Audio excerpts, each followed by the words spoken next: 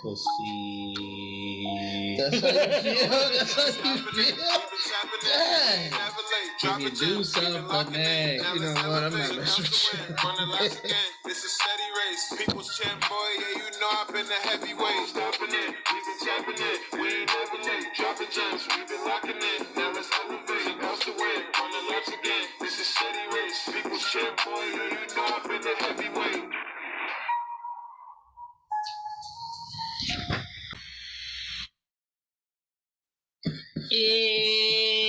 And we're back, part 2.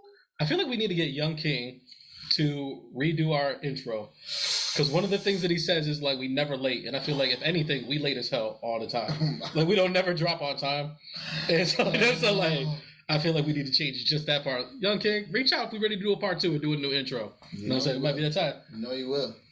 You know, if we do it on one, I'll get Road Drake and Spicy on one of these tracks. I'll be like, Young King, can you do something for me? Wake up! It's the heavyweight pussy. Anyways. Oh my goodness. Come on, man. Come on. It's all in fun. Hide your kids.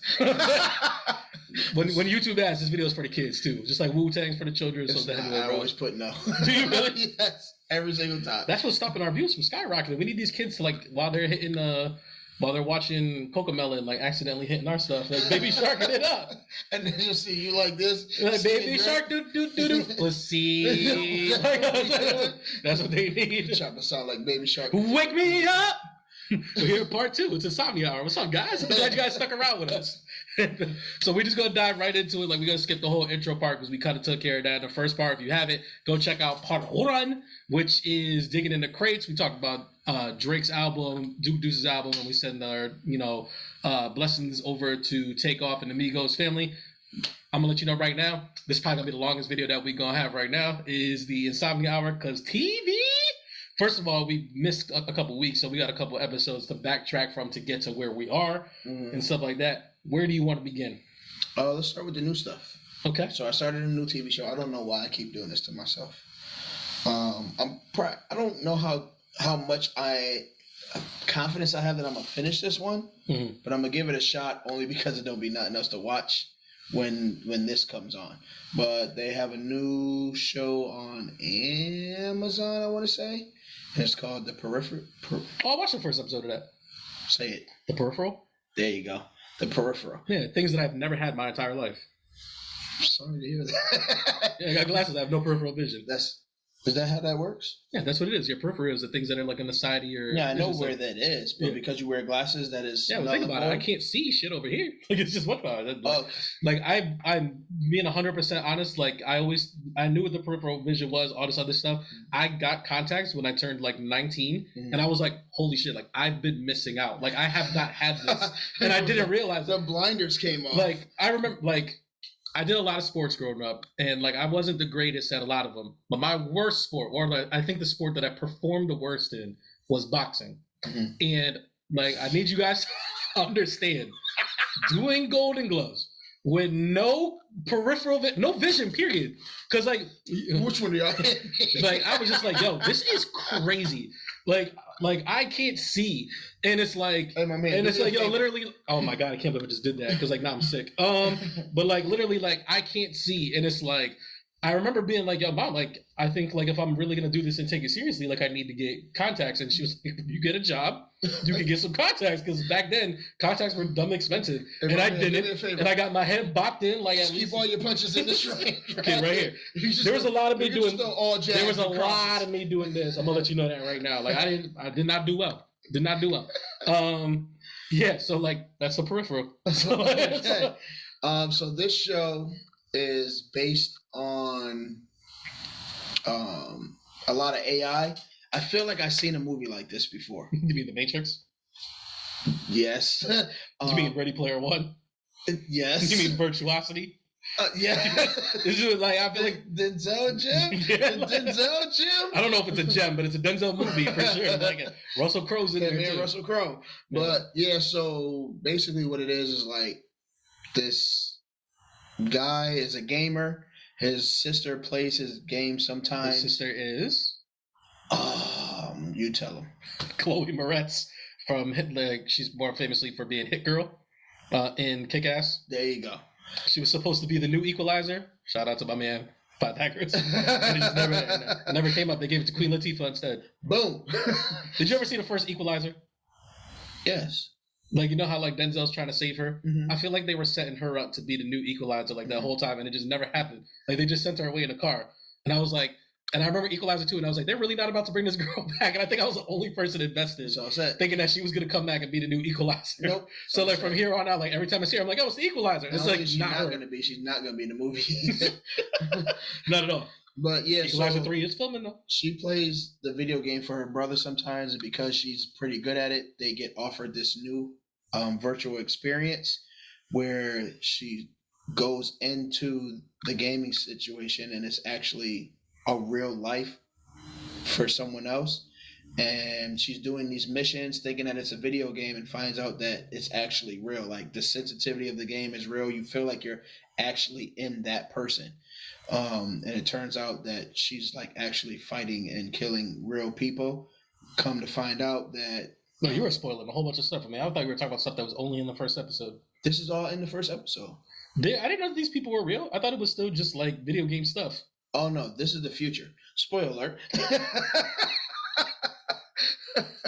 But ultimately, you'll get to it. It's not. Really I don't know when ruining to get to it, but anything. go It's ahead. not really ruining anything, but yeah. So that's what she ends up finding out, and then there's a connection that makes the show interesting. Of like, all right, so if you're the future, where are we right now, and why do things look differently, and what's going on, and in the process of that, like, she's starting to lose control of her own body because she keeps going in and out of the AI from that time. And I don't know if that's because of like, the whole time virtuality stems, like as if you were watching Loki and how all that stuff breaks apart. You see what I'm doing here? It's what they're doing. All right, keep going. I'll reserve. Right. I'll reserve my take on this show. So, I think it's only about 4 episodes in, so you don't really know where it's going. But I'm pretty sure they're going to make a connection soon to like what's happening with the time that she is currently living in and the time that they are calling the future. Okay. So I only watched the first episode, and it wasn't the easiest watch to get through. And like for the most part, it seemed like right up my alley. It's like there's video games, virtual reality, like all this other stuff or whatever. I think like my issue with it is like we've named a bunch of movies and stuff that have done the same thing. When they go into the virtual reality or whatever you want to call the thing that they go into, whenever it's in other stuff, that stuff is usually very, very interesting. Or like it's like, wow, that's so cool, that's so dope. I would love to go there. I'm watching it, I'm like, that place looks like it sucks too. Like, granted, like her life kind of sucks because like they're just poor, like for the most part, like everything's super expensive or whatever. But it's just like I don't know if like I would trade 100% to do what she's doing. I guess now it's in the future. I didn't realize that that's what it was. Right. Because it's like, she has like, there's like a point like she gets into like a fight and it's like they show like robot skin underneath. So like I was under the assumption that it was still video game stuff. It was just so immersive that like that's just what it was. But now that I know that it's the future, I'm like, all right, it's a little bit different. But it's like when you think about The Matrix, when you think about Ready Player One, like those worlds look dope. Like I was just like, oh man, like I can't wait till we get there in the future, because like that's the whole thing about The Matrix too. Is like the real world is pretty crappy. Like yes, we're all living in this simulation or like whatever, but it's like when you're in The Matrix, like you can fly, you can do this, like you can know kung fu, like you can do all this other stuff. The Peripheral, it's like you're kind of just like a better human, like I guess, and it's like it doesn't really look super like beautiful there. Like granted, the AI bots, like I like that their design and like stuff like that, but like they don't really do anything that I'm like, oh, that's so cool that they do that. They're just like walking mannequins. Yeah. For the most part. And with it's like enhancements because they can fight, jump super high. Yeah, I was gonna say they look like mannequins. That's what I'm saying. I know that they don't act like that. Right. But what I'm saying is like there's nothing that's like, even like the vehicles that they ride in, like they're pretty much like just motorcycles and cars. Like they're not like flying cars or like Tron when they're under like a laser bike, like you know what I'm saying, like things that make you want to be like, wow, that's cool, like I want to be in there. Just like everything just seems so down, where it's just like I'm so like I don't know what your thought process is, like where it's just like, oh, like it's a can't miss TV or whatever. But like to me, I'm just like, this is gonna be one of those ones when I literally have nothing to watch. That's what I said. I'm gonna give it a shot. It's a time filler. Yeah, it's one of those. Like it hasn't like grabbed me yet, but I think it's very meh. Yeah. I would call it meh. It's a good time filler for me. I did think it was one of those ones where I was like, I really hope it gets better. Because it's like, if I catch up to the show, and like I said, I only watched the first episode. There's 4 out already. I don't know what day that they drop. It is on Amazon Prime. I don't either. But like, let's say I watch all 4 episodes and like they drop on Friday, and I watch all 4 episodes on Tuesday. I don't know if on Friday, like I'm on a rush to watch that again. Like, you know what I mean? You haven't seen the brother put in work yet either. No, because that's the thing, is like she uses her brother's avatar, and so like it's pretty much just him. He's the guy from Midsummer. He's not really big movie. Midsummer. It was a horror movie, so you weren't gonna watch it. Okay. You know what I mean? It was a really good horror movie. It's debatable. It went from here to here to here. Pythagoras is gonna get into these comments, and it's actually like, oh, word. From here to here to here. You said that this movie was mediocre. Wait, what voice was that? You said that this movie was mediocre. Pythagoras, you see what he's doing? This man gave you the emotional Shaggy voice. Zoinks! Midsummer was amazing. It was okay. Like, but he's in Midsummer and so like that. Like, I think everybody's just fine. Like, nothing is knocking my socks off like about this show. Like, I think we've said enough about it where it's like it's just it's like a 2 out of 5 to me. Okay. I wouldn't go that low, but I do think it's a strong filler. But you know, you had a show that you started that you introduced to me. I have not started it yet. You want to take the time to? You haven't started it yet, bro? I have not started it yet, no. You mean to tell me that you spent all those episodes watching the Peripheral instead of watching the show? Let me tell you why I didn't start it. Because when I watched the trailer, I felt like it was something that me and wifey could watch together. So 100%. I was just like, yeah. Because we haven't had a show that we watched together in a while, so I think that might be the one. So now I got to try to get into the show without being... I got to be as spoiler-free as possible. Do what you got to do. I'm going to be as spoiler-free. Is it a whole episode? I mean, a whole series? It's 8 episodes. And the whole season's already on Netflix? It's Netflix. It's a Netflix show. Oh, yeah. So they dropped all 8 episodes? All 8 episodes. Oh, they tried to get you peeled in. Fantastic show. Yep. And it has what you call it from Guardians of the Galaxy? Zoe Saldana. Yep. Colombiana. Wow, I forgot about Colombiana. How do you forget about Colombiana, bro? It's like of all movies. Was she also in... Nope, that was somebody else. Star Trek? I was going to say Crash. That's Sanaa Lathan, who she often gets confused for. No, what's Sanaa Basketball? Lathan? And Crash? No. Oh, you're thinking of Tandy Newton. Yeah, that was what you call his girlfriend, right? Hey, man. Terrence Howard. When he Rangers, man. When he went off on your boy Ludacris, he's like, "Oh, you hopped into the wrong car today, man." Why is he always fighting Ludacris in these movies? Like, why is that like always what happens? No, why is he always beating the brakes off of Ludacris in every movie? Ludacris, you need to beat the brakes off of him on TikTok or something. Hey, like skinny man, just tell me this fell up out of your pocket, man. All right, my bad. Go Zoe Saldana. I don't know how we got here. I don't know the other actor's name. I really wish that I did because I thought he was fantastic in this as well. I think he's an overseas actor. Mm-hmm. Anyways, I'm trying to think of like this movie or this TV show in a nutshell. First and foremost, this is a very, very emotionally charged show. Okay. Like I kind of figure like it's literally like emotional porn for like I feel like this is made mostly for women. Oh, you got Keith David in here. Yeah, I was gonna get to that. Strong black father. Damn, you just love stomping on every time I start getting I'm sorry. Zoe Saldana is a art student. She winds up after she graduates college, she goes to Italy for the summer to study art because she's trying to figure out what direction like she wants her life to go in. Her family's pushing her to be a lawyer because I believe that she just got a law degree. And she winds up, meeting different she's really immersed in the Italian culture. She winds up meeting this aspiring chef who's from Italy there, and they fall in love, and it is their story from beginning to end of like the ups and downs of love. And man, oh man, like you want to talk about like the tears that come from this show, it's out of control. And it's like can I go through this cast? Go please, because her family. You got Kalita Smith. which is the mom from the Bernie Mac show. Yep. You have Danielle Deadweiler, who is from The Harder They Fall. Who's that? Well, show me who that one is. Boom. And she plays her sister, and she's her sister Zora. Phenomenal, because it's like it shows you the ups and downs of like relationships, and it really makes you question just how strong and how far is your love, and are you willing to go for the person that you're in love with? Because they go through it in this show, and it's like not only that. I don't see any of the black males in here. Stop it on me again. Stop it on me. My bad. Stop it on me again. In the middle of going. My bad. Go ahead. I'm sorry. I've lost it. It's gone now. Go ahead. You don't see any other black males. What are you saying? Her boyfriend that she's falling in love with has to be a Caucasian male. He's Italian. I told you he's Italian. Oh, okay. I didn't hear that part. I'm sorry. Yeah, because you were too busy talking over me. My bad. I'm sorry.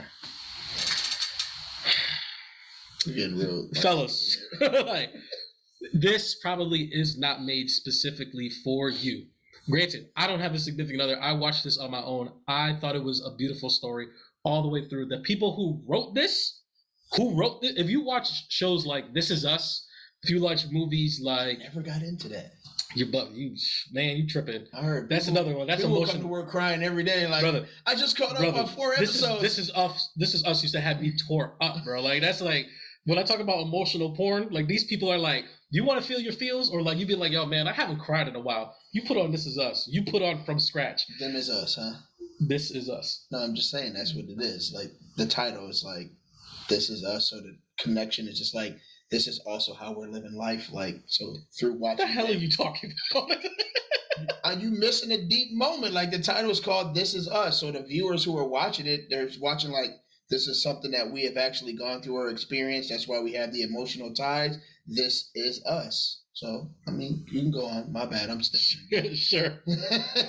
Yeah, you're right.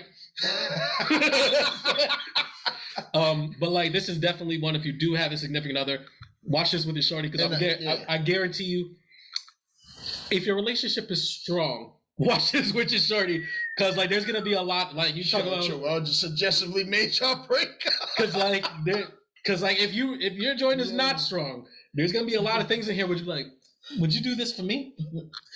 And if it's a no, somebody gonna hit the comments like the force was not with us, Joel. Dude, if you know, help me set up my Bumble account. if you've been in those relationships, and fellas, when they roll over and you be ready to go to sleep, and they be like, babe, would you love me if I was a worm? Would you love me if I had no legs and no arms? This TV show is going to be a whole bunch of that. If you call it, like, would you love me if this happened? If I did this, like, would you do this for me? Would you move here? Every time they ask them questions, just sing Music Soul Child. Which one? I'll love you when your hair turns gray. But how? This is more like a Drew Hill. How deep is your love for me? Tell me what it's gonna be. Cause you see this nigga on the TV doing everything he wants. Like, it's a lot of that. And that ain't me. So like, if your relationship is strong, it's not like a dude. Yo, that's hilarious. If you've never cried in front of your shorty, this is probably not a good idea to watch this either. Cause like, I feel like you have to be a cold-blooded individual to get through this without shedding a tear once. Like, I think you really might want to check to see if you a sociopath. Cold-blooded. From Scratch, Netflix, 8 episodes. They're about 45 minutes. I was gonna ask to an hour each. But like every time an episode ends, I'm like, well, I was gonna go to work today, but I'm like, I'm already in an emotional wreck. You binge watch that? That's a shift. That's a shift. It is a really tough show to do something after watching it, because it's like you're like, well, like my emotions are like wide open. Mm-hmm. Like I'm just like my eyes are like cried out. Like it was like it's just like it really is like one of those ones where it's like, all right, I ate dinner, everything is done. Now I'm gonna watch this and go to bed because I'm gonna sleep good because like I done cried my little lungs out like something else. It's a great, phenomenal show From Scratch. Highly recommend it. I think it's a must watch. Wow. Yes. Okay. Absolutely. Wow. Okay. All right. We can get into the season finale. Season finale of none other than that boy Kanaan. I don't know why this book 9. Fire. It's Kanaan. It's book Kanaan. Book 2. This is book 2 Wind. Why do the 50 shows sound like avatars? Book know. 1, air, I don't know. water. I don't know. I do know. Like, again, there are several different title pages popping up when the show comes on, and I do know like once this is over, it's supposed to be the next season of BMF, and I don't know if that's going to be on Stars or what's going to happen, but I'm wishing the best because these are shows that I like. All right, but like I like where 50's going with this. Okay. All right, he's just not making like he's keeping it super hood for the viewers that want it to be hood. He's still keeping that super 80s vibe, but like he's like adding the Italians now. I can't get over the fact that like Joey's doing a great job. Joey's doing a great job. Like if his next album is not as great as his last one, which is still on my playlist, he can always transfer over into acting and not even Hold on a second. Joey Badass is on the show? Yes, I've been told you that before. If somebody wants to let me know what episode that Raisin told me that Joey Badass was on the show, I have never heard that until right now. I promise he is phenomenal in this because I had brought up some other shows that he was in, and that's when you disagreed and said that you didn't like the one where he was in the continuous loop with the police officer. And I was like, all right, you didn't like that, but you would like this because he's doing awesome in this show. You talking to other fat Puerto Ricans? Because like I don't remember this conversation at all. Yes, you better backtrack through them episodes, man. Nah, but that boy Wendell Clark is about to backtrack on these episodes. That's the most super fan that we got right now. But yeah, so shout out to Poppy Raisin. Just to run it back for you. So from Kanan's point of view, his mom is like a kingpin in New York as far as like the drug game. Who's not Mary J. Blige? Who is not Mary J. Blige? No, she's a new actor. I don't know if there's anything else that I've seen her in before. So it's definitely a newer face. But like his mom, his two uncles, and Kanaan are like running the city. All right, she's trying to bring Kanaan up in the game to get him to understand, like, eventually all this will belong to you. Her competitor and her rival is Joey. So, like, he's on the other side of town, like, hey, you stomping on my turf. They get into all types of wars and stuff like that. Joey's cool with the Italians, but Rock, which is 50's mom, ends up in a quarrel with the Italians, and it's like, now Joey's the interceding factor of, like, how this goes down. It's pretty good. If I could like equivalent it to anything, it was like almost like if New Jack City was a TV show. And you're selling me on the show right now, and I really hate it. I was like Joey Badass and TV New Jack City.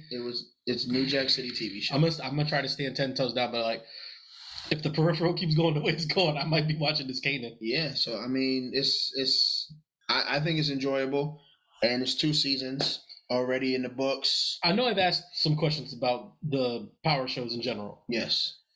Do I need to watch the other power shows to watch each show? No. So, like, if I wanted to, I could just watch Raising Kanaan. I don't need to watch Push the Novel by Sapphire or Force or Book 9. I don't got to watch none of these things? No, you can just watch Kanaan. Okay. I mean, it makes it interesting because, I mean, the only characters that transfer over from Kanaan into actual power is Kanaan's character and his cousin Jukebox. Okay. Everybody else is not transferred over. Like there's some backstory there, but it's almost like if you watch the X-Men movie and you were like, okay, this was super entertaining, but why doesn't Wolverine like that guy? And then there's a whole movie about why they don't like each other. But it doesn't ruin the movie experience for this. It's just like, oh, now I know why they don't like each other. You know what I mean? So you can watch Kanaan without having to watch the other Power books. But like I said, I think, like I said, Joey does a great job. Rock 50's mom does a great job. She is, if you could surgically remove your heart and still be alive, and then say, I don't even like the fact of the heart being in my hand, so I'm gonna stab it a couple times, put it in an ice box. When I take it out, I'm gonna hit it with some nitric oxide and then smash it with a hammer. That's 50's mom, bro, because she does not play around. All right. You can see how 50 Cent becomes a character. I'm sorry, was that too strong of an analogy? Yo, this man said nitrous oxide, bro. Go ahead. Well, you can see how 50 becomes the character that he eventually is in Power through the. You're seeing how Kanaan was raised? Yes. And it, like basically all like because he was really a good kid, you know what I mean, and like all the stuff that he was going through made him into the individual that he is. And Like, you know how everything happened between him and Ghost, but like just knowing that these episodes could eventually lead up to that, to like you seeing like a young Ghost or a young Tommy and how all that stuff is kind of exciting too, to see if they do ever get to that. Okay, one of these shows is young Ghost, though, right? No, That's not Tariq's show. No, Tariq is. I mean, metaphorically, you could say that it's a young Ghost, because as much as he hated his father, he is exactly like his father, and he's moving just like his father would, and now he's really starting to understand it, but he's still a cornball. Okay. Yeah, so I don't really like the Tariq one. So you are Raina killed. 2 questions. Okay. First question. Okay. Is this the best of the Power spinoffs? Yes. Raising Kanan's the best one. Yes. And then second question, because like you didn't really sound too hype about like the season finale. Like, was it a great season, good or great season finale? Nah, I thought it was. I didn't get a chance to get to it. Okay, I'm gonna let you get to it now. All right. So when I started off by saying he made sure to keep it super hood, and then I went off on a tangent. But some of the things that he does address in the TV show is like emotional competence, insecurities, like parenting, but all that through like. Why'd you laugh at parenting? Because I mean, you consider what 50 has going on in his life as far as parenting, but it's like, woo, my bad. Shots fired. You know he eats shots, so like, be careful. Come on the show, 50. We'll be your guest. Like, I'm about to own the heavyweight bros. This is about to happen. Hey, listen, man, I'll take a bag. I ain't see him get in the bag. I'm gonna throw that shit in the toilet. Do like John when I do with John. I bought all the tickets and didn't even go to the concert. Right, but nah, I just think it's really dope that it's like you address some of these things even when you're growing up in the 80s crack epidemic. You know what I mean? But these things are still happening in life, and he didn't overlook those things. Like, characters are growing from where they were to what they're going to become, and it affects their decision making, and it affects the way the family moves. And I just think all of that is dope. You know what I mean? So I'm enjoying the show. Good. All right. I do have a show that wasn't on here that I wanted to touch on real quick that I did watch. I watched the show Mo on Netflix. I brought that up to you. Go ahead. I'm sorry. My bad. I'm just going to go sit here and cross my legs. Tell us about Mo. Did you watch Mo? I watched Mo 2 months ago. Sorry, brother. Do you want to talk about it real quick? That's the Muslim guy, right? Yes. Yes. Pakistani. I apologize. He has 2 stand-up. Yeah, Mo there. Yes. A lot of people tell me that I resemble him quite a bit and that he... Do you feel the same way? I've known you long enough to not agree with that. Because I was watching the show and I was like, damn, is this how people see me? And I was like, is this how I see me? I was like, is this me? I get it now. Go ahead. Tell us about the show. I'll give a brief synopsis on it. It was what, 8 episodes? Yes. It was like 8 episodes, half an hour. I just want you to know, just to refresh your memory, I remember specifically telling you that my homie Toby Inigwe was in this movie. He is. Yes. Yeah, and he was great in it. And he has a prevalent piece too. He's not just in the show. He's in the show. He's an actual character outside of Toby Inigwe, which is pretty sick. It was pretty. Is it Inigwe or Ngawe? You know what, my boy? I'm trying to think of like what his YouTube thing is. I think it's Chelios. I think my man would definitely tell you because he's a big Toby fan. As well. So he would let me. How do you say his name? I said it already. Is it Inigwe or Ngawe? No, it's Inigwe. Okay, all right. So the show stars Mo Amer, who's a Pakistani immigrant, who does not have his green card, or he's not a legal citizen. Not to cut you off, but it's hilarious in his stand-up where he's like, I go to the airport and there's a freaking dog with a passport and I can't get a passport. But go ahead. He says that in the show too. Yeah. Damn. So like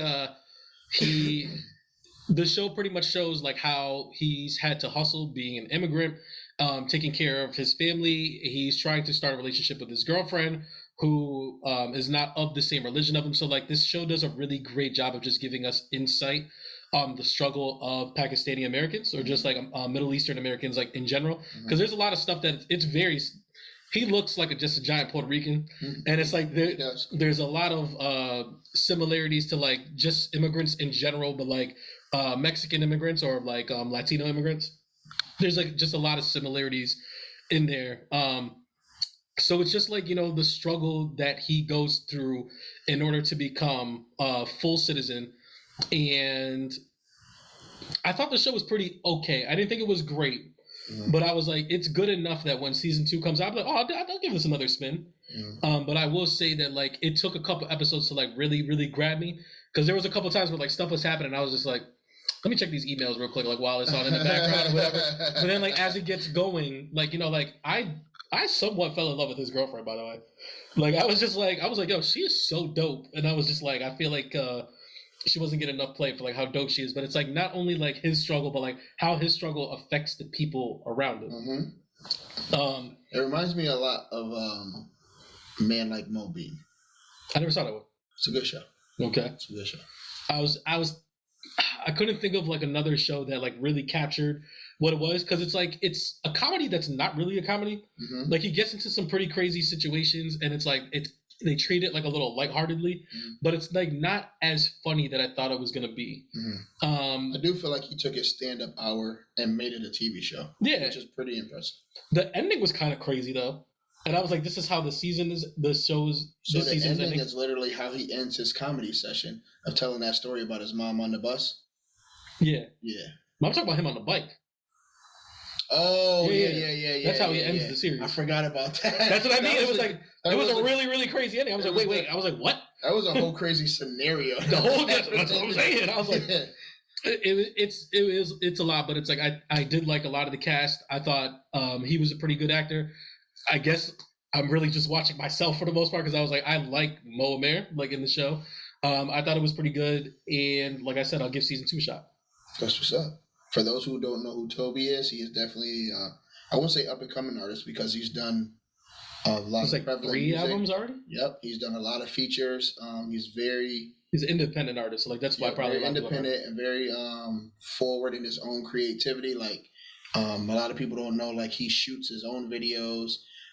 His wife Fats makes a lot of the material that they wear in the videos. It's also very prominently featured in all his videos. Yes, does the choreography and all of that. Like they are not looking outside of anybody that they don't have with them. Like I think one of the videos that really had me like really like be locked in was like when they finally started getting like some revenue. The first you could definitely tell when his videos like he started getting budget. Yeah, but then he picks up his friend, which is the young lady with the afro, and he has her drive him in his truck to her house where her husband is, to tell her that the truck they were in was a brand new vehicle that he bought for them, which was pretty fire. And do I gotta bump some Toby after I bump this Her Loss on the wheel? And for some of you who don't know, who may be avid video game players or 2K, the song in there that Dave Chappelle said, "I'm dope." Yeah, that's Toby. So yeah. Well, I was gonna say, like he's obviously he's just like a true hip hop head himself, like because like his features are like no jokes either. Like it's like Black Thought, Royce the 5'9", Paul Wall, Scarface. I'm missing somebody. Chameleonaire was another one. Like he's very purposeful with like who's put on his music. Otherwise, it's pretty much just him for the most part. Definitely. Yeah. The Royce the 5'9" joint was fire too. Did you have any thoughts on Mo before we move on? No, you did well. All right, so let's move on to the next one. All right, let's go to ATL. All right, we'll go to Atlanta. All right, so I'm convinced. You want to go first? Well, we are 3 episodes. We had to watch 3 episodes. Yes. So I mean, we should talk very briefly about each of them. The first episode is the camping episode. Before we get into the episodes. Okay. All right, so I'm convinced. There's nothing you can tell me differently. That this is not the Atlanta that we love and know. Okay. What this is an opportunity for Childish Gambino, yep, to extend his platform of creativity while using the characters that we know and love to keep us interested in the show Atlanta. And because of that, there is no real attachment to the old storylines, even though there are some small pieces there. But you get to have just these like random adventures with each character that you couldn't have had with new faces. But because those faces are still there, it makes it interesting. But isn't that kind of like what Atlanta's always been? Like, yeah, the first season was like the rise into the rap game type of deal. But then like the second season, like when like I feel like it kind of got more expansive like that. Like that's when we started getting the out of the box like Teddy Perkins episodes. and things of that nature, like where it was just like, what the hell was that? But it was just like, yeah, you get like little side stories. Yeah, and that's what I'm saying. Like, it's become less of, because those were like far few in between episodes.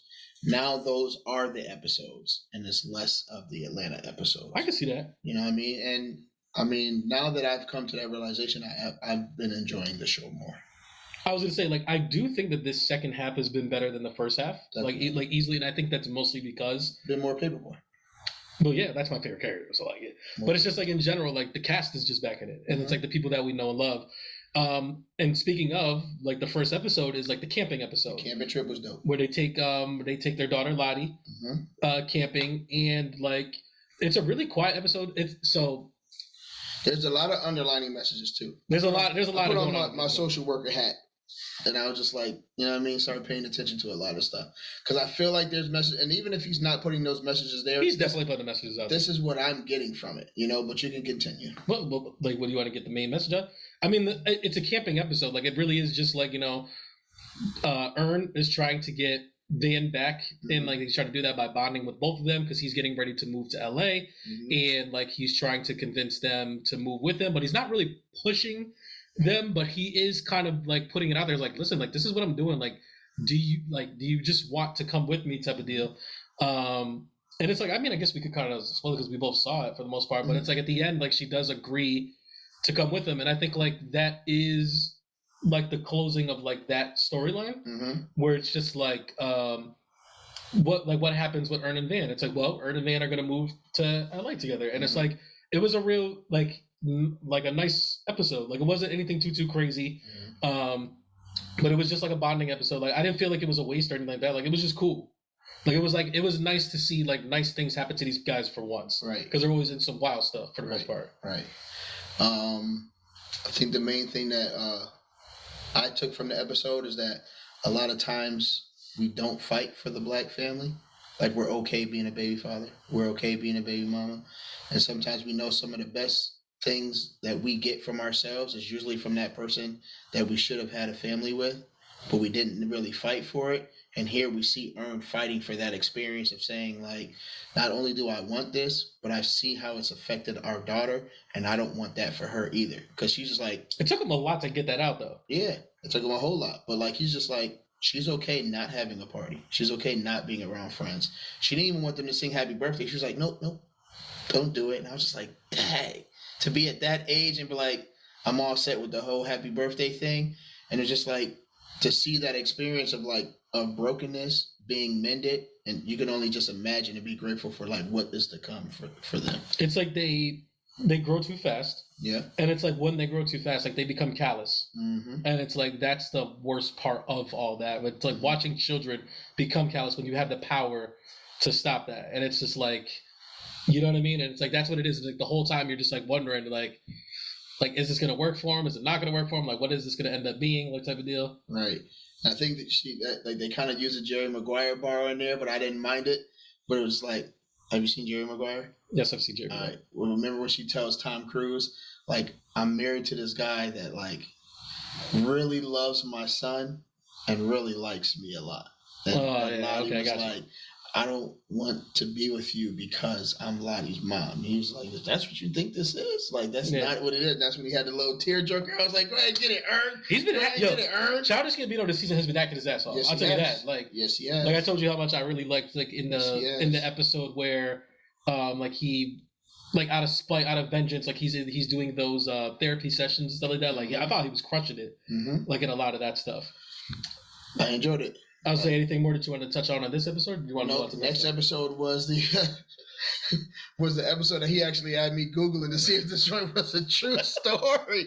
So this man did a documentary about a Goofy movie, the Goofy movie, and the first black CEO of Disney that wanted to push the Goofy movie as a black experience. Like, all right, let me ask you this question. Yes. How long did it take you to figure out that it wasn't real?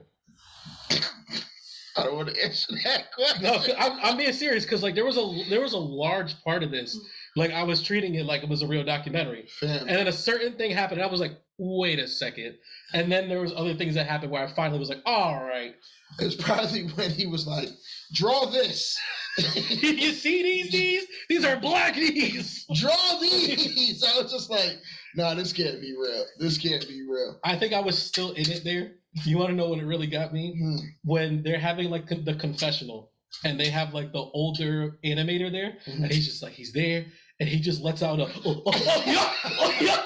And he was like, but it was real broken. And I was like, all right, now they're being and like, yo, after that, I was just crying, laughing. Like, I'm Goofy.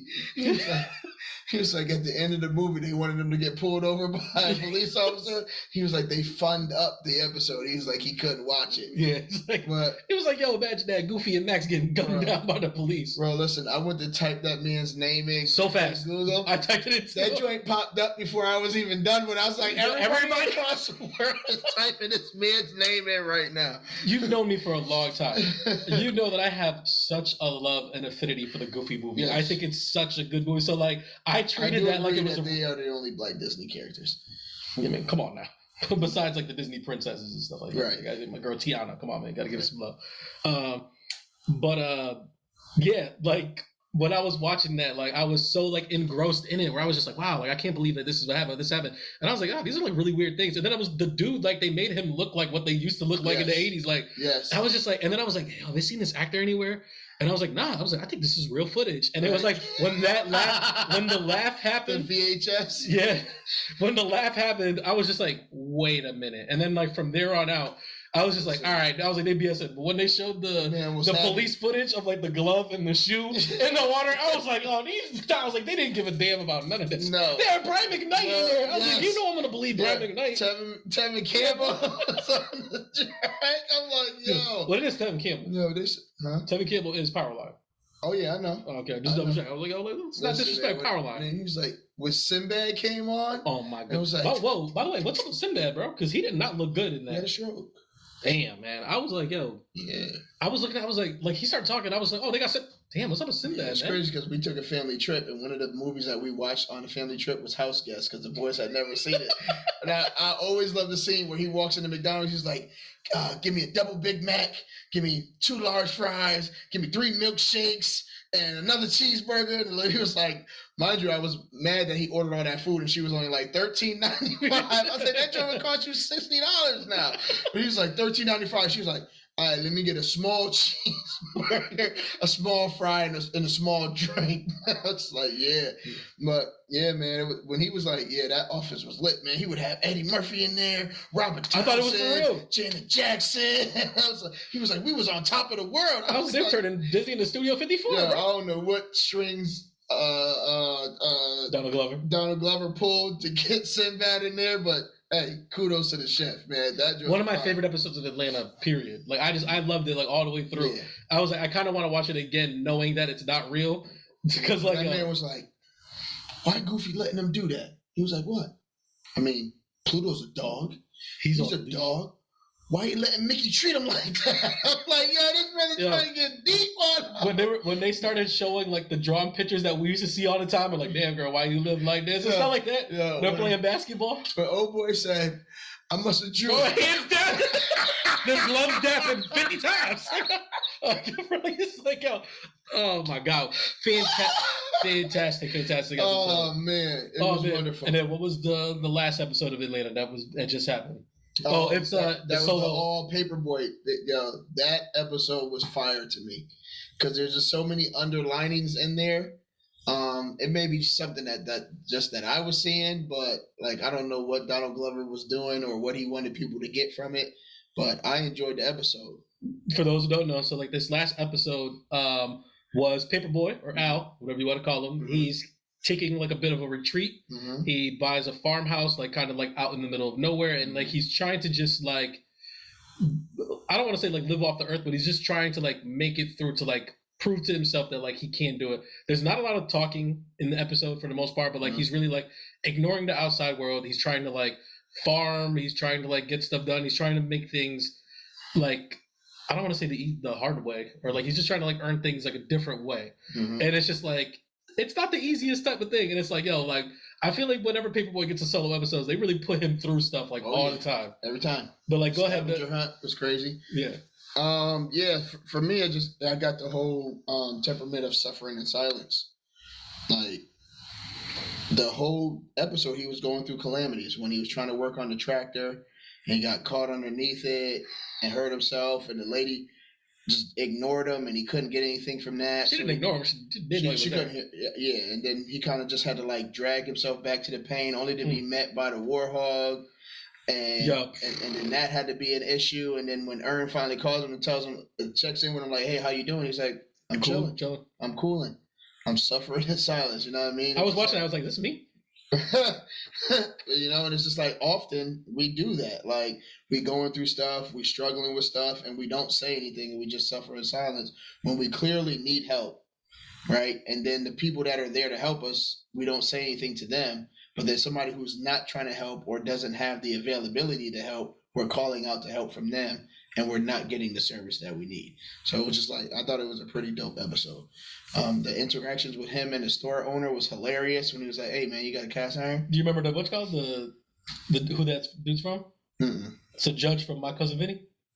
Wow. It's one of my favorite movies. So I had to cut out. Donald Glover, what are you doing right now? But yeah, when that man said, "Did you see anything on the shelf?" "Nah, I see it." "Probably don't got it." You just gonna order it on Amazon, right? But He's it's just like, "No, I'm not."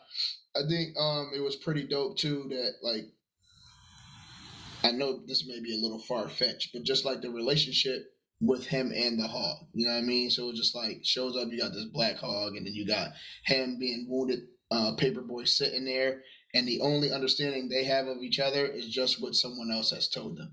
You know what I mean? Because he could have kept just feeding the hog. It might have became a pet on the farm, or maybe he killed it and ate it, or whatever it was. He did. But I know, but it's just like it came out of violence because he just assumed that's the way he was going to be approached, because the dude was like, "Oh, a hog killed a lady somewhere else." Like, you see the hog, you done fed him a couple times already. He might have thought it was peace, you know what I mean? But he came with a certain aggression because of the message that he got from the white dude at the store. What aggression did he come with? He was laying there. He was like, "No, don't you come over." And then I watch you. He choked him out, bro. Because he attacked him. He came at him first. Yeah, but what I'm saying is, like, animals' instincts, like, they feel a certain aura from you, you know what I mean? So, like, based on, like, Paperboy being there, you know he already had the thought of, like, "You come over here, fam, it's on." Yeah. You know what I mean? But if you were just looking at him like, "Oh, cute little hog," he might have just ate the little marijuana and walked off. Like, you don't know how that situation goes, you know what I mean? But we sometimes let people dictate our interactions with things that we've never encountered just based on their assumption and not rather from our personal experience. Okay. So, might have tried to get too deep there, but that's just what I had picked up from it. You know? Not too shabby. Yeah, it's pretty dope. Pretty dope. I'm enjoying Atlanta. I'm enjoying it as well.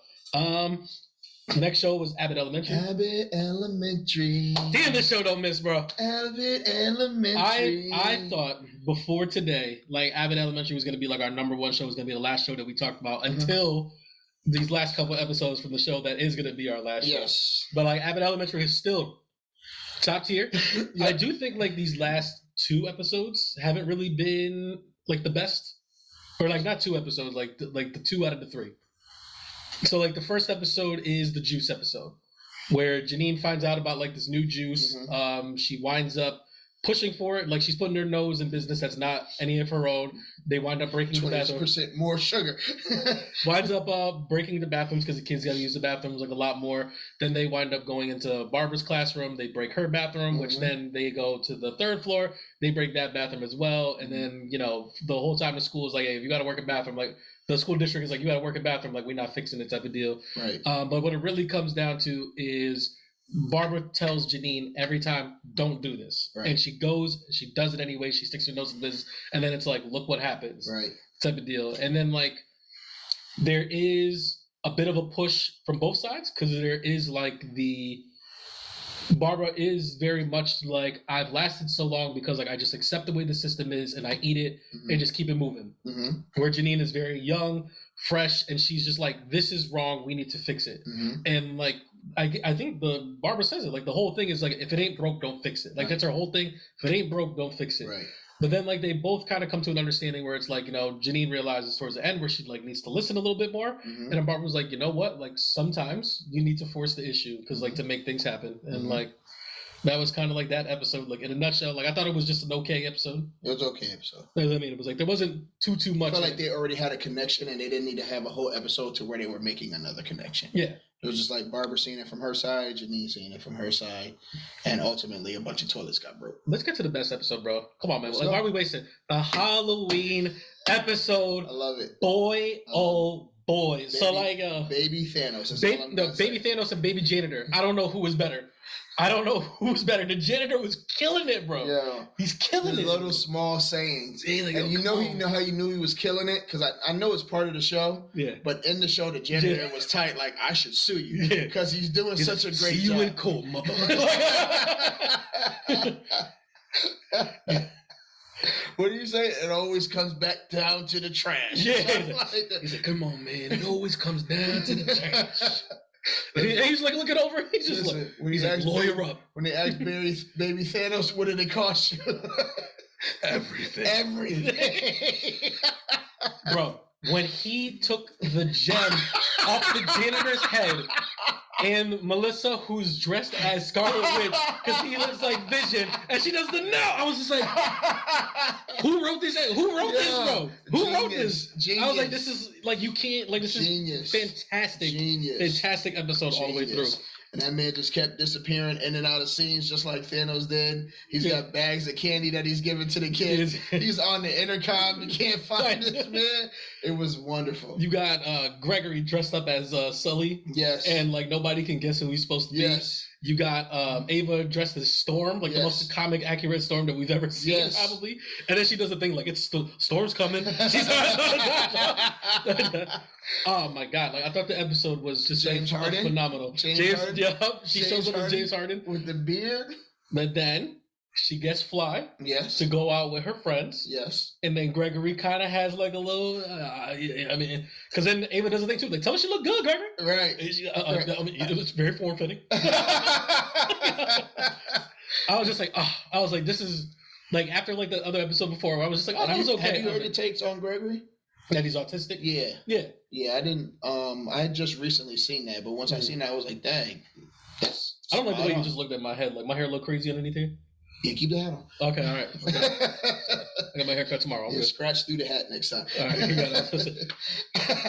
I'll pat my weave. There you go, pat that weave. All right. But yeah, I definitely enjoyed the Halloween episode. Is it the best episode of Abbott that we've seen so far? I wouldn't say it's the best, but it is. It's up there. Top 3. It's in the Holy Trinity. It's top 3. It's top 3. It's top 3. It's top 3. And then the last episode, which was the most recent episode, we get the advertisement from the other school. They do like a smear campaign. Yes. I'm scared for Abbott. Yeah, I'm scared too, bro. The rogue student. Yo, bro, he was talking crazy, bro. He said, "I don't go here no more." Right. He's like, I can say whatever I want. Right. But like the rival charter school does like a smear ad about the school, but like and paints like all the teachers and everything in a negative light. Aside from Barbara, turns out that the person who made the advertisement was a former student who really, really looked up to Barbara, thought that she deserved better, and she kind of just tells him like that's not really his business or even the way to go about that. Right. He doesn't care. He does not care, and like I feel like he's going to be coming back around quite frequently. Favorite part of the episode. Principal comes in to get a student because he's just been transferred to another school. And I mean, it was like, see y'all broke boys later. Legendary schools. I was like, yo. When you found out her Tariq, her ex-boyfriend, was the one that did the jingle, I was like, yo, you got to be kidding me, bro. And it sounds exactly like California love. And I think that's what's going to get them off. Like, 100%. This is definitely plagiarized. But I was rolling. That is sort of the A plot of the episode, but the B plot and probably the more important plot is the fact that Tariq is back, and he is like he runs into Janine. He tells her that like how he's doing so much better, so on and that.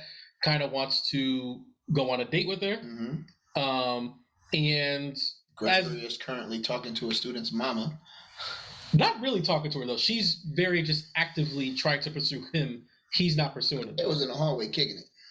I mean, he had the kid was right there. Like she's just talking. She's just being super extra, and like he's super awkward. Yeah. Type of deal. And it's just like Janine just happened to see that. But the thing is, like I think like the real crux of that is like when he tries to be a friend, and like comes to her and is like, hey, like I ran into Tariq out here. He told me that like you guys are going. He's like, are you sure that it's a good idea? Because he seems to think that it's more than what you think it is. And she's like, man, it's none of your business. And like that. And like, but I know your favorite movie. He does know our favorite movie. And not gonna lie, like, I don't know if you've noticed the transitions from like the way that he looks at the camera, like from when he first started to like what now. Mm-hmm. That brother knows what's going on, man. Yes, He's he like, does. he's cool with it. He's like, y'all see me. Mm-hmm. And like, did you watch The Office? Come on. I'm just asking. Come on. I don't know if you remember this episode. It was a very big episode of The Office, but it was very prevalent. But it's the one where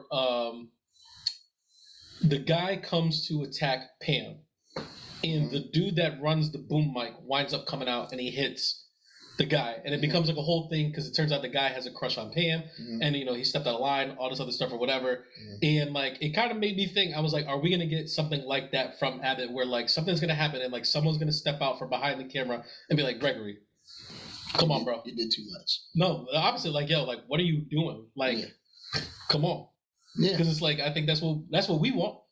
As much as like this show is not really about the two of them, like at this point, it's like, yeah, like, come on, man. Like, you guys are two pretty good people, and you probably would be pretty good together. Like, why not? We'll see. We'll see. I like when the principal was like, it was like, did you let a camera crew in here? She was like, I thought it was them. Yeah. Everybody get out there. But you trying to tell me that matchmaker raisin ain't trying to matchmake these two? You tried to matchmake me a couple times, and I told you. I'm just gonna make it uncomfortable out in the open and be like, hey, listen, Greg, why are you always sitting on the other side of the cafeteria like you don't want to sit next to Janine? Stop playing with me, man. He's not lying. She's single. She's single now. Stop playing. He's not lying. This is exactly how he's been treating me for years. And every time I'm like, please stop. Like this is not where I'm trying to head. Like this is. And every time I've been right. I mean, if you don't know, let's try. Neo dodging these bullets, bro. I know how to play this game. The last show on the list. Did you have anything else to say about Abbott? No. All right. So like to wrap this up, the last show that we got is motherfucking Andor. Disney Plus. So I mean, we have 3 episodes or 4 episodes. All right, so we got 4 episodes. I mean, I feel like you could just mash them all together. Which is what I'm about to do. Go ahead and screw it. I mean, the main crux of this season was the heist that they pulled.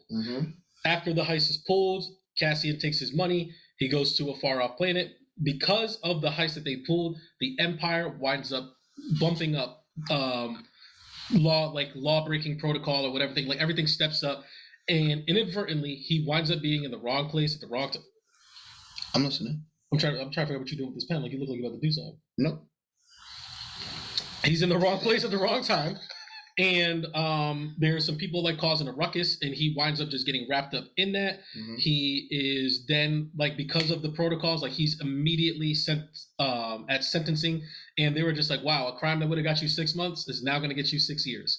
And he winds up getting shipped to this prison. The prison, which I got to say is one of the most complex and wildest prisons like out there, is like they're assembling whatever it is that they're assembling. I wish that we got to figure out like what it was. I'm assuming there were parts to some sort of ship or whatever. But like in this prison, and I'm mad they didn't destroy it.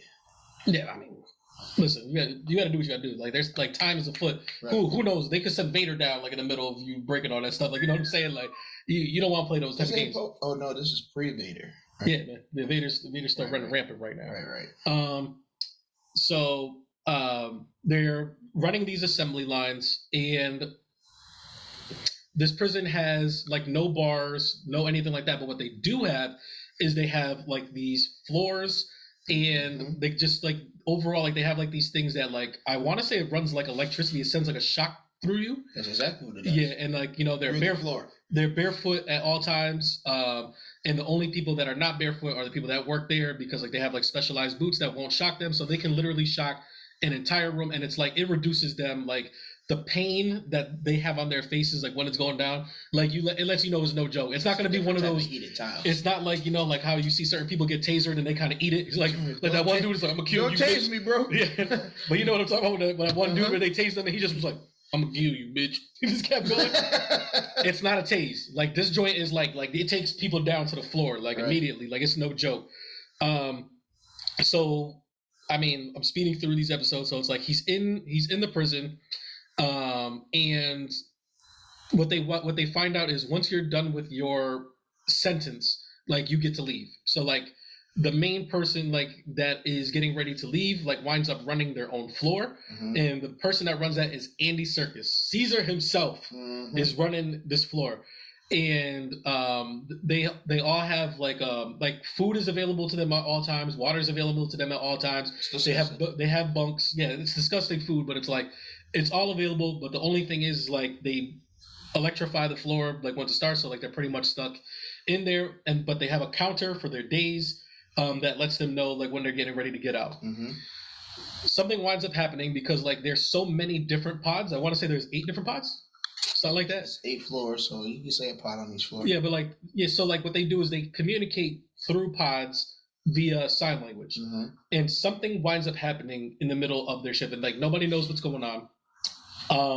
And finally, like they get one of the medics comes over, like because like something happens, so they get a medic to come over, and they're talking to the medic, and they're just like, "What happened? What happened? What happened?" And he won't tell them, and then finally he lets them know, like he's just like because like he says something, he's like, "Man, like he died, like he was so close, like we need to get him back up because he's so close to getting out of here." And the dude kind of tells him, he's just like, "I mean, he's probably better off just going." And they're just like, "What do you mean?"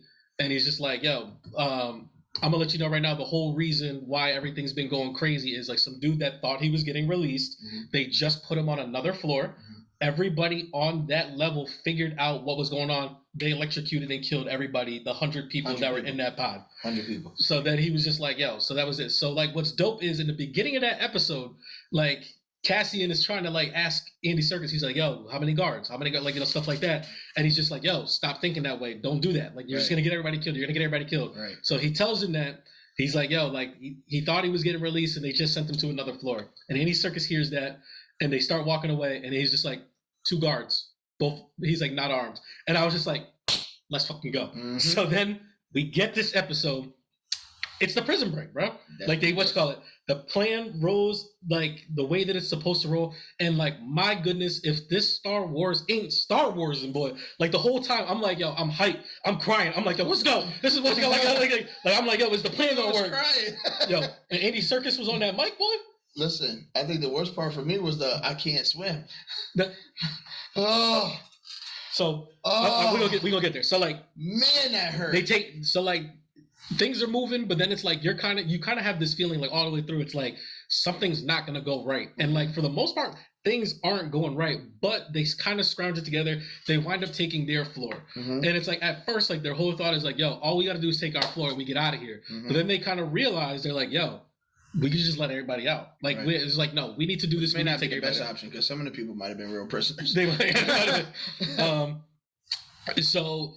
You know, they wind up getting to the control room, and it's like you can see because like this is what happens when like people don't really have like a face or a leader. It's like they're very skeptical about what's going on, and like Cassian tells him, he's like, "Yo, I need you to get on this mic right now," and he's just like, "Me?" And he's like, "It has to be you. It can't be anybody else but you." He's like, He's like, all you do all day is lead us. He's like, this is your time to lead. And Andy Serkis gives the performance of a performance where he starts getting on there, and he's like, only one way, only one. And I was like, yo, I was in my room like, yo, there's only one way. There's only one way. But like, he was like, guards hiding in the laundry room, like, shit, they right there. They right there. They were like, he was like, don't you know? Like, it's like, and so they finally escape. But the thing is, like, they get there. And it's like they realize like it's like a 20 to 30 foot drop and they have to swim. And it's like they're getting ready to go and like Andy Serkis looks terrified. It's definitely some challenge stuff. It's definitely some challenge. So like he looks terrified. And Cassian's like, yo, like if anything we could say that we made it. But he's like, yo, like what's going on? Like what's wrong? And he looks at him, he's like, I can't swim. Right. And it's like I had that moment too where I was like, please don't tell me that this man's about to stay here because he can't swim. But like lo and behold, like we get the scene of like them swimming away, and it's like now they're on the run, and like that's where we're at with that. There are other plot lines in here because like our boy Skarsgård has a hell of a scene. Yes. I think they're calling him Axis now because like I don't really know his name in the show. Right. Every time I see him, like that's just Eric Skarsgård. Right. But like he is kind of like the puppeteer of everything, so I guess we could just call him Axis. He definitely had a dope speech. But like he's like the whole point person for the rebellion. He's the reason why Cassian's even involved with certain stuff. He's the reason why the heist took place. He's playing the political game of it, where like he's talking to people that are high up here. He's putting people like in places to get the information that he needs to start the rebellion. And we wind up finding out that one of the top people in the Empire is working for him, and like now he's having second thoughts about helping him. And like, you know, like Skarsgård is like, yo, listen, like we're at the point right now where it's just like I have to go there because like, you know, his assistant is always like, yo, it's a bad idea, you can't go. And he was like, I have to go. And he runs into the dude, and he's just like, you know, you're giving me all this information and you're being like type of this, and he's like, I feel like this is a trap. And the dude's like, no, it's not a trap, I'm just giving you this information. He's like, well, why are you really here? And the dude is like, listen, man, I just had a daughter. As much as like I'm down for this rebellion thing, like all this other stuff, whatever, it's like I can't do this. I'm gonna move, I'm gonna do all this other stuff. And Skarsgård just tells him, it's like, it's not gonna work. Can't do that, bro. It's not gonna work. Like, I'm gonna let you know right now, like, yes, like that sounds like something that you want to do, but it's just like you are a hero and you're the hero that we need. Right. Like, and if you think that you're not gonna be that hero, then you could be the martyr or whatever it is. But it's just like he's like, I put way too much effort and I have too much invested in you, and you are too important for you to think that you could just walk away from this. And like, I wish I could do word for word the speech, but Skarsgård kills it. Because like at first, once they did the prison escape, I was like, man, I don't want to see no Skarsgård scene. And I was like, no, this was a great way to end this episode. And so like, I'm thinking, is it only gonna be these 10 episodes? No, it's supposed to be 22 episodes. Pretty sure. For the first season? First season is supposed to be like 22 episodes. What? Yeah, it's like 22 episodes. Oh my! Yeah. Oh man! Oh yeah, I'm all for it. So like a plot. This could easily be a season finale. It could have been. It could have been a season finale, and it would have been an amazing season finale. So that's the A plot. B plot. C plot is kind of, I guess you can go Mon Mothma. Is like, you know, she's like very high in the political game, but she's kind of funding the resistance for the most part. For those who watch the original Star Wars movies, you know that Mon Mothma is the one that gives Luke Skywalker the information to destroy the Death Star. And the people who gave her the information was the Cassian squad in Rogue One. So like you're kind of seeing like how Mon Mothma became the head of the rebellion. So like it's just funny the contradictions, because it's like Cassian is in like the worst prison I've ever seen. Mon Mothma was just like getting wined and dined at parties, like trying to like make shit happen, stuff like that. But like I think we found her limit. Because, like, you know, she's kind of willing to do, like, whatever it takes. Get up out of there. I don't think she is, though. Like, I think she understands, like, she wants to do things, but, like, there's an extent to it. So, like, the main crux of her thing right now is, like, she needs to be able to move her money without the Empire noticing.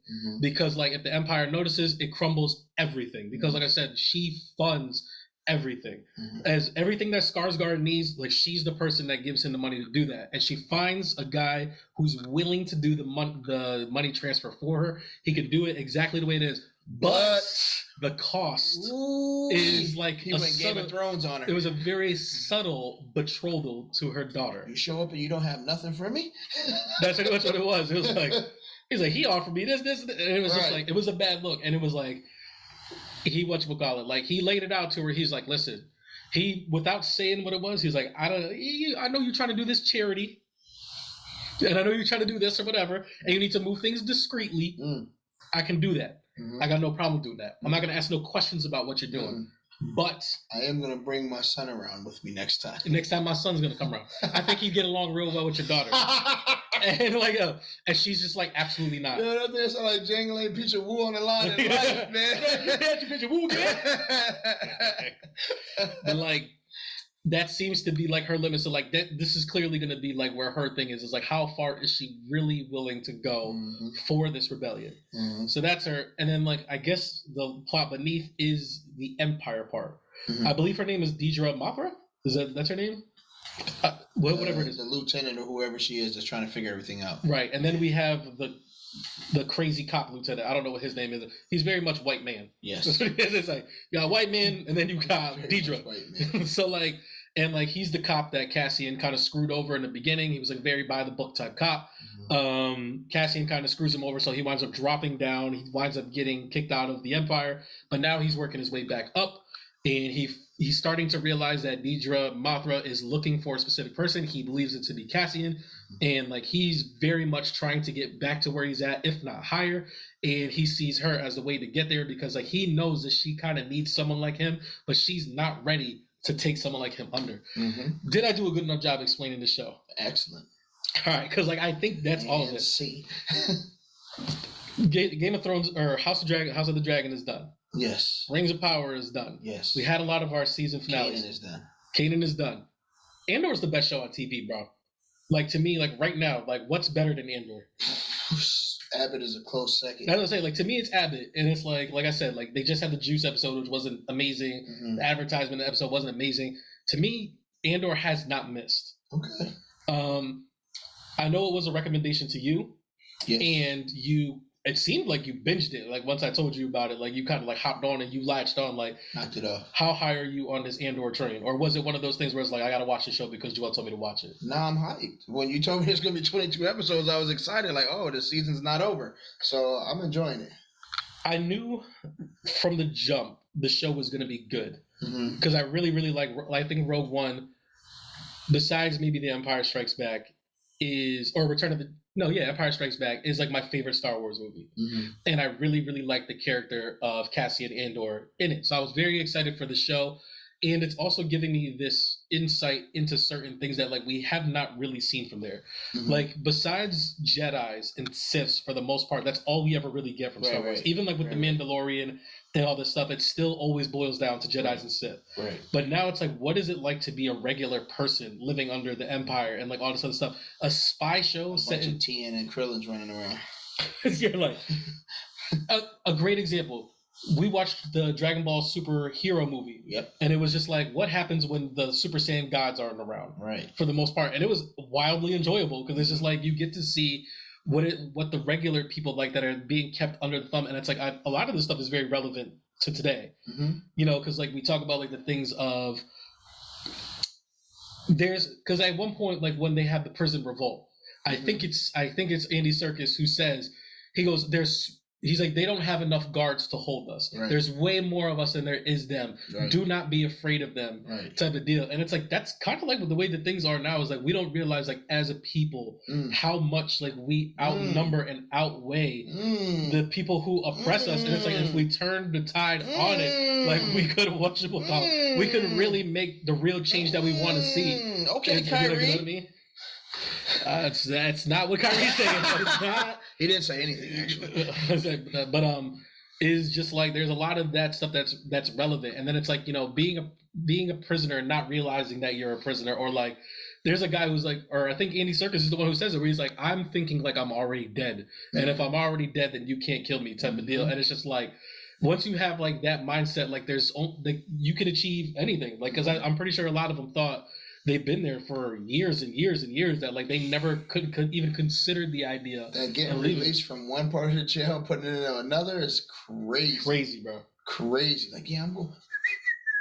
Wait. This looks just hey. Because it's like they paint themselves for the most part. What idiot thought that was cool and thought that was just gonna go over though? I want to know what person moved to another unit and then didn't tell that unit like that's what happened. Like they had to have told them, be like, yo, if you say anything. We're just gonna fry everybody in here. You know, pretty sure there was a person. There had to have been for sure. But yeah, I think it was phenomenal. Like I felt like this last episode, like I felt like I was watching the movie for the most part. Like it seems like these things are moving in 3 acts because we have like, you know, Cassian's life regular, we have heist, we have prison. So it's like now this new arc. We're gonna see where this goes. I'm pretty sure it's like the on the run or like that type of thing. So like he's gonna have to get back into contact with